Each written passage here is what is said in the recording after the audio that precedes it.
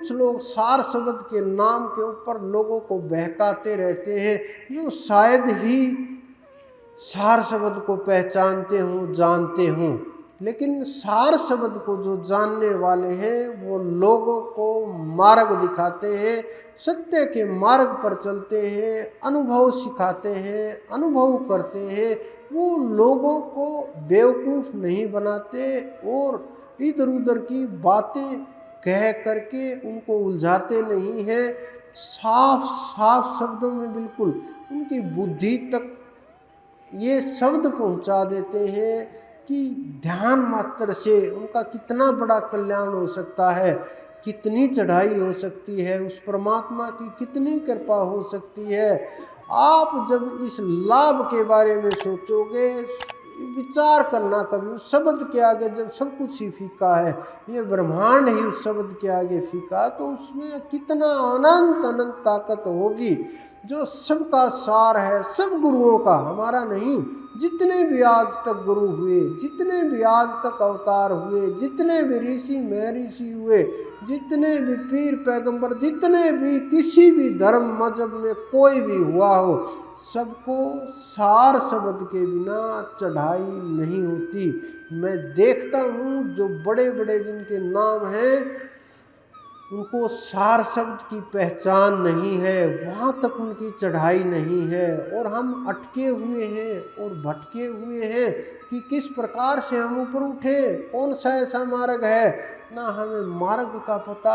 मनमाने मार्ग चलाने लगते हैं, मनमानी साधनाएं शुरू हो जाती हैं, मनमाने विचार बना लेते हैं, मनमानी कोशिश करते हैं, मनमाना आसन लगाते हैं, मनमाना ध्यान लगाते हैं, मनमाना रूप देखते हैं, मन अनुसार चलते हैं, मन अनुसार विचार करते हैं, मन अनुसार कोई भी नाम उठाया रटना शुरू कर दिया, मन माफिक सब कुछ करते हैं। वो साधना नहीं है। लिख लेना मेरी ये बात एक एक, क्योंकि साधना का ये रूप नहीं है। साधना का अर्थ ही अलग है। ध्यान के बिना साधना शुरू नहीं हो सकती। आप मन अनुसार अगर चलेंगे तो मन जो है यही संतुष्ट होगा, साधना नहीं हो पाएगी, और मन को पुष्ट करके आप वहाँ तक नहीं पहुँच सकते। मन आपका और इन बलवान होगा, और ये मन ताकतवर होने के कारण से संसार की जो चीज़ें हैं वो फिर उठ करके आएंगी, फिर हिलोरे मारेंगी, और फिर आप को वहीं डुबो करके अगले जन्म के लिए मार्ग खोल देंगी। अगर आपको अगले जन्म में नहीं जाना, अगर आपको अपने आखिरी जन्म के लिए प्रयास करना है कि मेरा तो यही आखिरी जन्म है, ये नहीं कि कोई बूढ़ा है, बुजुर्ग है, युवा है, बच्चा है, कि मैं इस उम्र में नहीं कर पाऊँगा, इस उम्र में नहीं हो पाएगा, ऐसा नहीं है।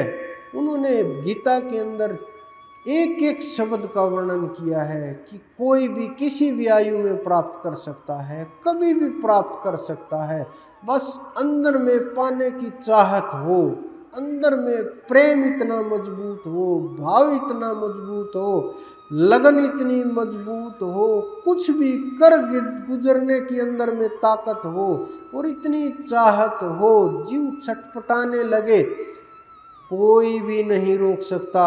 इस संसार में रहते हुए भी आप सब कुछ माया के अंदर रहते हुए भी कमल की तरह से, जैसे कीचड़ के अंदर कमल निखर करके आता है, उसी प्रकार से आप इस कीचड़ के अंदर रहते हुए कमल की तरह से खिलने लगोगे, कमल की तरह से निखरने लगोगे, कमल की तरह से खुशबू आने लगेगी, उसी तरह से महकने लगोगे। तो ये उस परमात्मा की, उस अनंत की जब नाम की साधना है, जो शब्द अंदर आपके अंदर में प्रविष्ट हुआ, जिस जिसको भी नाम प्राप्त हुआ वो उस सार शब्द का प्रयास करे, बैठ करके ध्यान के अंदर उस अनंत की साधना करके उस परम तत्व का किसी भी प्रकार से, कैसे भी, जैसे भी प्रयास हो सके उसी प्रकार से कम एक कदम तो प्रयास करें चलने का। अगर आप एक कदम चलेंगे तो कोई न कोई रास्ता तो निकलेगा, कुछ ना कुछ तो चढ़ाई कम होगी, कुछ ना कुछ तो। क्योंकि एक बार भी ये समझो आप, जैसे आप जंगल में देखते हो, कई जंगलों में गर्मियों में आग लग जाती है कि कोई छोटी सी चिंगारी, सिगरेट फेंक दे, गाड़ी से कोई चिंगारी निकली, या किसी और कारण से लकड़ियां आपस में टकरा करके, या और कोई जलती हुई कोई और आग फेंक दे, छोटी सी चिंगारी के कारण से हजारों लाखों वृक्ष जल जाते हैं। और हेलीकॉप्टर से पानी बरसाने पर भी वो अग्नि नहीं बुझती, इतनी तेज होती है। बहुत प्रयास करने के बाद भी लाखों लाख वृक्ष जल जाते हैं। तो इसी प्रकार से जब वो शब्द प्रकट होगा, अनंत अनंत जन्म एक शब्द से सब कुछ जल करके भस्म हो जाएंगे। जितने भी कर्म हैं, जो आपके अंदर भय है, ये भय आत्मा का नहीं है। आत्मा में कोई भय नहीं होता, ये कर्मों का भय है, ये जन्म जन्मांतर के पाप का भय है। ये जन्म जन्मांतर के अंदर जो परत चढ़ गई है, पाप के ऊपर पुण्य, पुण्य के ऊपर पाप, अनंत अनंत जन्मों की जो परत चढ़ती गई, उसका ये भय है। कहीं ये परत ना उतर जाए, कहीं कुछ हमारे हो ना जाए। ये जीव इतना प्यारा लगता है इंसान को, ये इंसान इतना प्यार करता है अपने इस जीव से कि इसको बचाने के लिए, इस शरीर को बचाने के लिए किसी भी हद तक चला जाता है। जब आप ध्यान में बैठो, सारी चीज़ें छोड़ करके बैठा करो, बच्चों को भी, परिवार को भी, पैसे को भी, काम धंधे को भी, नौकरी को भी, विवाह शादियों को भी, संसार को भी, पशुओं को भी, सारी चीज़ों को कुछ देर के लिए छोड़ दीजिए। कुछ देर के लिए ये समझिए कि हमारा इनमें कुछ नहीं है, बस अब हम परमात्मा के शरण में हैं। चाहे हम 1 घंटा रहें, चाहे 4 घंटे रहें, इन वस्तुओं से हमारा कोई संबंध नहीं है।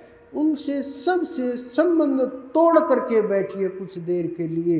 जब किसी से संबंध ही नहीं रहेगा, संसारिक वस्तुओं से प्रेम ही नहीं रहेगा, फिर भय समाप्त हो जाएगा। जब आपके अंदर में शब्द प्रकट होगा, पता चल जाएगा कि गुरु लेने के लिए आएंगे, गुरु सामने खड़े हैं, पता चल जाएगा। ये नहीं कि अब इसे आप कल्पनाएं शुरू कर दो, ये कल्पनाएं नहीं है, ना ये कल्पनाएं करनी चाहिए, ना कल्पनाओं के संसार में खोना है, ना कल्पनाओं के संसार में अटकना है, ना भ्रम में फंसना है, ना भय के अंदर रुकना है। आपको समझना है शब्द को, ध्यान को, ज्ञान को, परमात्मा को, मोक्ष को, परम तत्व को बस जानने और पाने का प्रयास करना है। उस प्रयास के लिए आप ध्यान कीजिए, सुमरण कीजिए, अंदर में उतरने का प्रयास कीजिए, साधना कीजिए। जो जितनी साधना करेगा, आप देखिए, थोड़ा आज हम एकदम से उठे और सीधा चले आए, न आप लोगों को बताया गया अभी आ रहे हैं, न सेवादारों को पता चला अभी हम आ रहे हैं। एकदम से पहुँचे, सब लोग हड़बड़ाए हुए थे कि अब क्या करें, अब क्या हो, कैसे हो।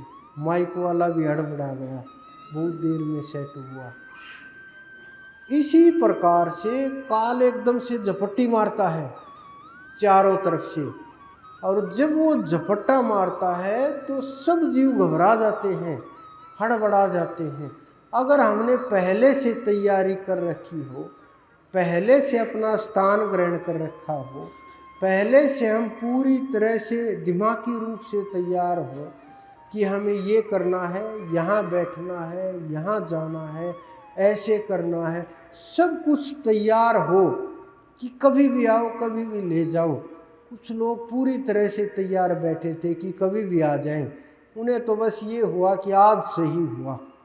तो उसी प्रकार से वो लोग, मृत्यु से फर्क नहीं पड़ता उन जीवों को। वो लोग तो बस इतना है, आए और चले गए, क्योंकि उन्हें पता है लेने कौन आ रहा है, उन्हें ये भी पता है कि जाना कहाँ है।